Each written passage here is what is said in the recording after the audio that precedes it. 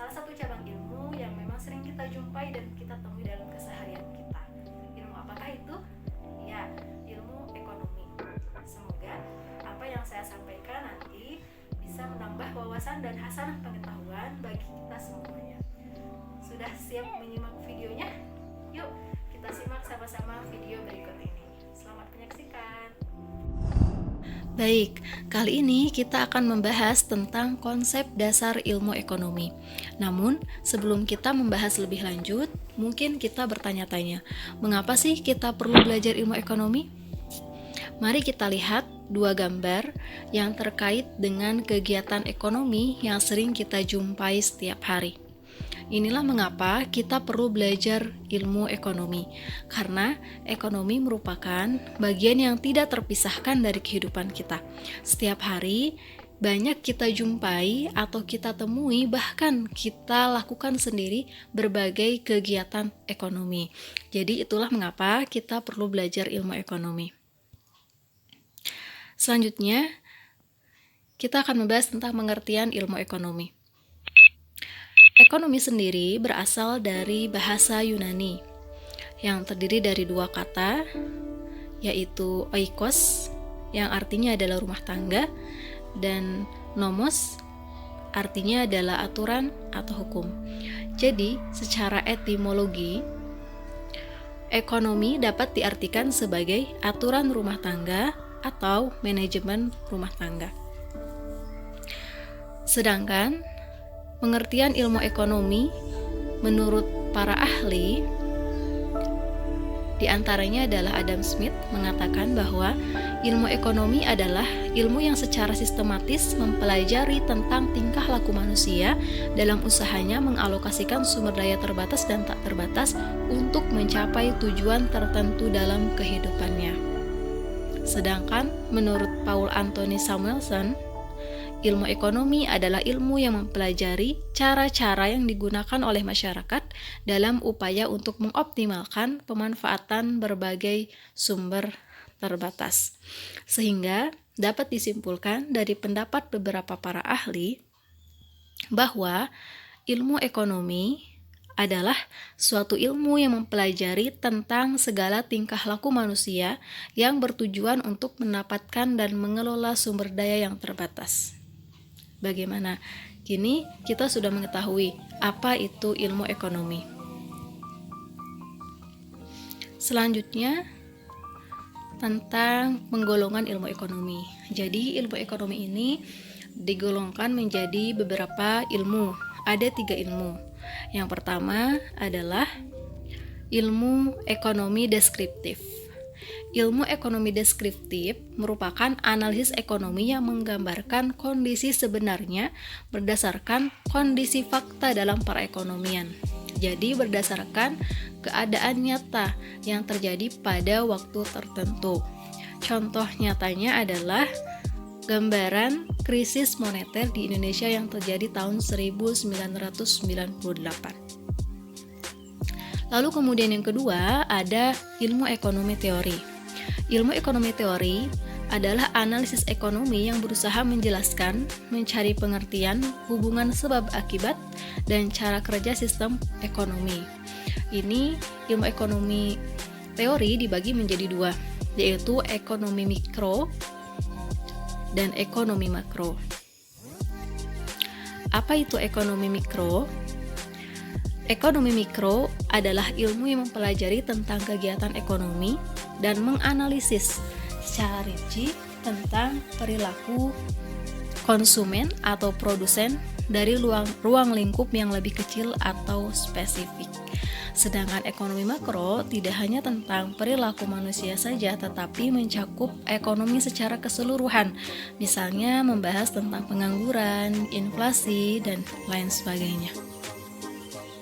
Nah, yang ketiga adalah ilmu ekonomi terapan, yaitu analisis ekonomi teori untuk merumuskan kebijakan-kebijakan dan pedoman yang tepat untuk menangani masalah ekonomi tertentu. Ini sudah mulai masuk pada bidang-bidang tertentu. Contohnya adalah ekonomi di perusahaan, kemudian bagaimana ekonomi perbankan, dan yang lain-lain. Sesuai cakupan bahasanya, ilmu ekonomi dibagi menjadi beberapa cabang. Di antaranya adalah ekonomi moneter. Apa saja bahasanya? Uang, perbankan, lembaga jasa keuangan adalah cakupan dari ekonomi moneter. Sedangkan jika kita berbicara tentang kebijakan pemerintah dalam perekonomian, itulah yang dinamakan ekonomi publik. Lalu ada ekonomi industri. Ekonomi industri membahas tentang berinteraksi berbagai perusahaan dalam sektor industri. Nah, lalu jika kita berbicara tentang perekonomian antar negara atau perkembangan perekonomian antar negara, maka itulah cakupan ekonomi internasional. Sedangkan ekonomi regional membahas perekonomian di suatu wilayah. Lalu ekonomi sumber daya dibagi menjadi dua, ada sumber daya alam dan ada sumber daya manusia. Ekonomi sumber daya alam membahas tentang alokasi sumber daya alam secara optimal. Sedangkan sumber daya manusia cakupannya adalah faktor produksi tenaga kerja. Dan terakhir, ekonomi syariah. Ini adalah ekonomi secara khusus, ekonomi yang berusaha untuk menerapkan ekonomi sesuai dengan prinsip Islam. Di antaranya yaitu prinsip bagi hasil, lalu kemudian penghapusan riba, zakat, dan lain-lain. Nah, itulah beberapa cabang ilmu ekonomi. Selanjutnya, tindakan ekonomi. Apa itu tindakan ekonomi? Tindakan ekonomi adalah suatu aktivitas manusia dalam memenuhi kebutuhannya. Tindakan ekonomi dibagi menjadi dua, yaitu tindakan rasional dan tindakan irasional. Tindakan rasional adalah jenis tindakan yang setiap tindakannya itu didasari atau dilandasi suatu pilihan yang paling baik dan yang paling menguntungkan. Sedangkan tindakan irasional adalah jenis tindakan yang setiap tindakannya dilakukan dengan perkiraan menguntungkan kita, tapi justru sebaliknya malah merugikan kita. Contohnya apa? Contohnya, misal seorang produsen menjual produknya dengan harga yang sangat mahal tapi tanpa memperhitungkan kualitas barang yang diproduksinya. Dia ingin menguntungkan dirinya tetapi justru malah merugikan dirinya. Itu tindakan irasional. Selanjutnya adalah motif ekonomi. Motif ekonomi adalah alasan yang mendorong seseorang untuk melakukan tindakan ekonomi. Ada 3 macam yang termasuk motif ekonomi, diantaranya adalah motif untuk memenuhi kebutuhan, lalu kemudian motif untuk memperoleh keuntungan, dan yang ketiga ada motif untuk dapat berbuat sosial. Apa saja contohnya? Baik, motif untuk memenuhi kebutuhan, contoh nyatanya adalah orang tua kita yang bekerja dari pagi sampai malam.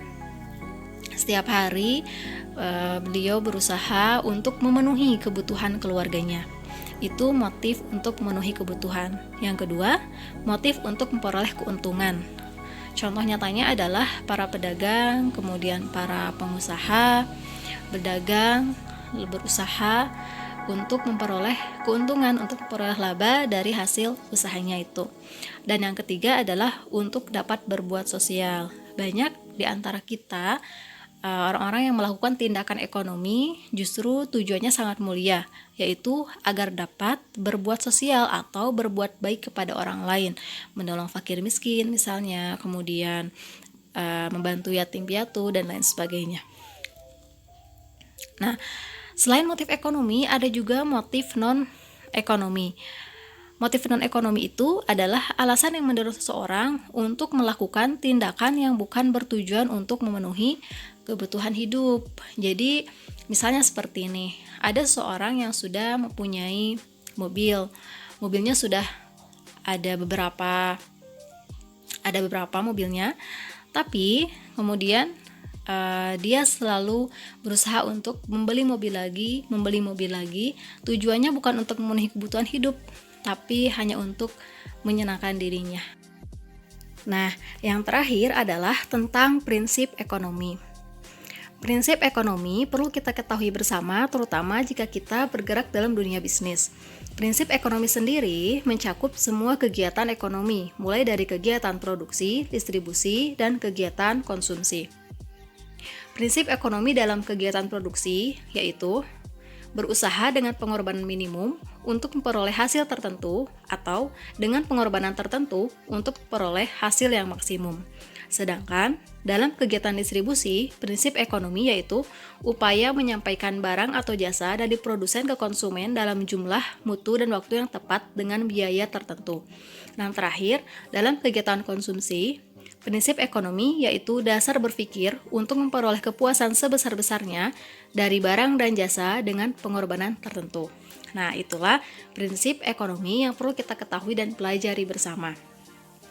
Mempelajari konsep dasar ilmu ekonomi tidak hanya menambah wawasan kita terkait ilmu ekonomi, tetapi juga dapat membantu kita dalam mengambil keputusan terkait perekonomian sehari-hari. Semoga bermanfaat ya. Semangat belajar!